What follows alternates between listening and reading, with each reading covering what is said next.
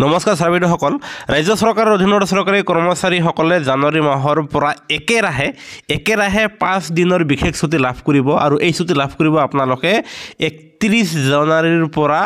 4 ফেব্ৰুৱাৰী 2025 লৈকে তাৰ মানে 31 জানুৱাৰী 1 2 3 আৰু 4 ফেব্ৰুৱাৰী এই 5 দিন আপোনালোকে একেৰাহে চৰকাৰী কৰ্মচাৰীসকলে বন্ধ লাভ কৰিব আৰু এই বন্ধ এই কাৰণে লাভ কৰিব কিয়নো আপোনাৰ বজালী জিলাত অসম সাহিত্য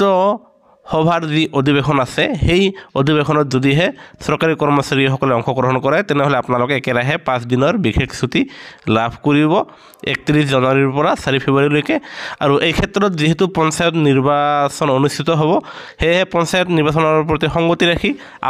আপোনালোকৰ বিভাগীয় কৰ্তৃপক্ষৰ পৰা আপোনালোকে অনুমতি লৈহে আপোনালোকে 5 দিনৰ একেৰাহে ছুটি উপভোগ কৰিব পাৰিব বুলি জনা গৈছে সেয়েহে আমি কৰ্মচাৰীৰ প্ৰতিটো শেহতীয়া খবৰ শেহতীয়া জাননী আমাৰ চেনেলৰ যোগেদি লৈ আহোঁ আৰু আমাৰ চেনেলটো কৰ্মচাৰীৰ ওপৰত প্ৰতিষ্ঠিত একমাত্ৰ ইউটিউব চেনেল সেয়েহে নিশ্চয় লাইক শ্বেয়াৰ আৰু ছাবস্ক্ৰাইব কৰিব নাপাহৰিব ভিডিঅ'টো চোৱাৰ ধন্যবাদ